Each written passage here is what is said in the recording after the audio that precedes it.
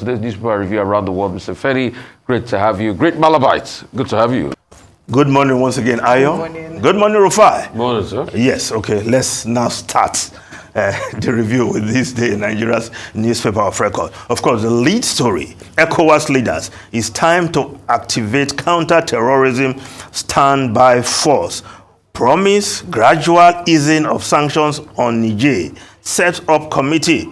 Tinubu stresses need to re-engage nations under military rule. Says move key to fast-tracking return to civil rule. Hails Weir for conceding defeat in Liberian poll. Yes, of course, after all the tough talk of invading Niger Republic to oust the military junta who removed a democratically elected government, I think reality is setting, and of course, this has always been the advocacy of many that, well, you don't just invade another country, but that is still in the books as the ECOWAS leaders are putting on a counter-terrorism standby force. But as President Bola Tinubu, the chairman of ECOWAS, stated yesterday, that force may just also be used in the event of another coup in West Africa. But the idea of engaging the military junta in Niger and elsewhere in West Africa, Mali, and of course Burkina Faso, to fast-track the return to civilian rule. I think that is just the right way to go. Now, the photograph on the front page of these day newspapers, there you see Lanre Idowu, the chief executive of DAME, Emeka Eluem Izeze, former managing director of The Guardian newspaper, and of course, Prince Nduka Obaigbena, and then there's Mike Awoyinfa there. Now, that was at the award ceremony yesterday where Nduka Obaigbena was given the Lifetime Achievement Award for his contributions to the media space. Yes, this photograph in itself is quite historic because I recall when Mike Awoyinfa and his then friend, colleague, and almost a brother, Dimgba Igwe, wrote, I think that must be their first book, Top 50 Chief Executives in Nigeria. One of the chief executives in that book was, of course, Nduka Obaigbena. Relatively young then. And if you recall how the trajectory of Prince Nduka Obaigbena in the media space, of course, he started, like he told the story himself, as a cartoonist. Leke, then the front page of the Nigerian Observer. And those were the days when state-owned newspapers like the Observer, the Herald, and Statesman, a number of newspapers were really powerful newspapers. But again, what Prince Nduka Obaigbena, who has also been referred to as the Duke of Nigerian journalism, has done a lot in this space. So it was fitting that yesterday night, he was adorned with that award of Lifetime Achievement. But like Rufai, like you said earlier, this is just the beginning because there's many more to come from the vision, from the brain, from the stable, where Prince Nduka Obaigbena is the chief visionary, the chief executive, the chairman, and a leader par excellence. So congratulations once again to Prince Nduka Obaigbena and others who were also given a Lifetime Achievement Award. Emeka Eluem Izeze, my boss at The Guardian many years ago, still my boss, and always looking young. I told him not too long ago when I met him that he needs to write a book as to how to stay forever young. It will be a bestseller.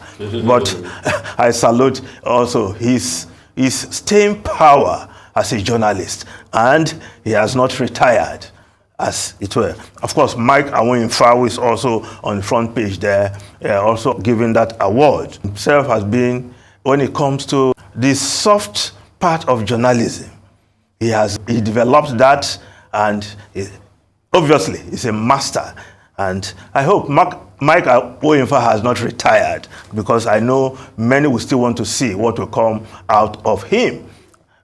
Despite the demise of his brother, Dingba Igwe, they work like brothers over the years. Now, the Guardian newspaper, asset declaration. 6 months on, Tinubu net worth unknown, CSO's kick. And of course, as he declared his assets, it's not compulsory to make them public. If he has done so, then he has done so. You have to go to the Code of Conduct if you want to access his net worth. But has he done so? I'm sure the presidency will answer. But it's not bound by law to make it public. Just like Olusegun Obasanjo as president declared his asset, but it was not made public. When we say unknown, as Guardian has captured it, it's as if they never declared their assets. They did, but they never made it public. Yes, President Muhammadu Buhari then made his asset declaration known. He made it public. And of course, Goodluck Ebele Jonathan declared his asset, but never made it public. Umaru Musa Yar'Adua, of course, made his assets declaration public. And I remember then there was pressure on Goodluck Ebele Jonathan as vice president to follow the footsteps of his leader and make his own declaration public. But if you don't make it public, you have not committed any crime, because the law did not say you must make it public. You declare it, and the Code of Conduct Bureau have it in their yes.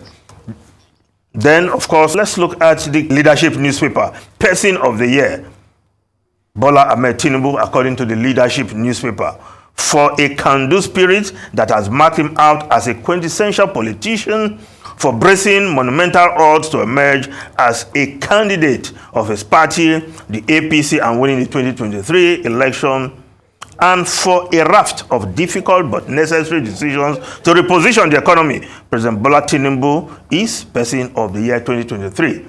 Leadership, that's the verdict of Leadership newspaper. Leadership newspaper, that's what I'm saying. Yeah. Yes, now the Daily Sun newspaper, Catholic bishops leader attack Tinubu, accuses him of implementing anti-people policies, flares on ending borrowing to fund reckless lifestyle of public officers.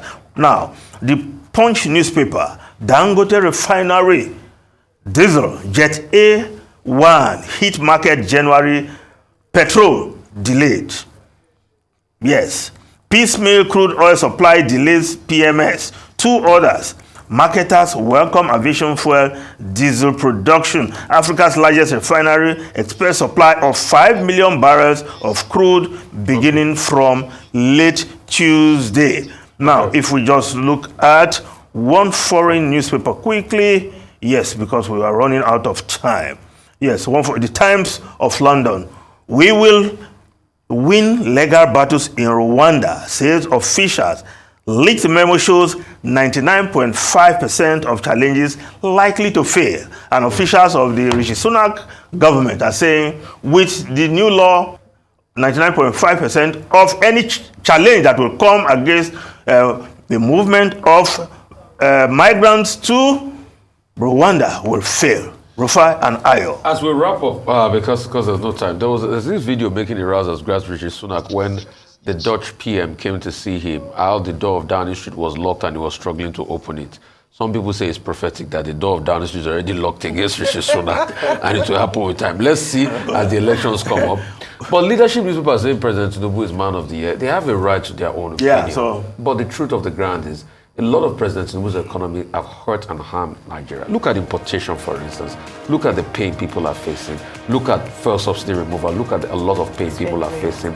And also, if they are saying based on the election, INEC has not still told us what constituted the technical glitch on election day. So there are many questions people are asking as regards all of this. But Leadership, that's your prerogative as regards. So we thank you. Thank you, everybody.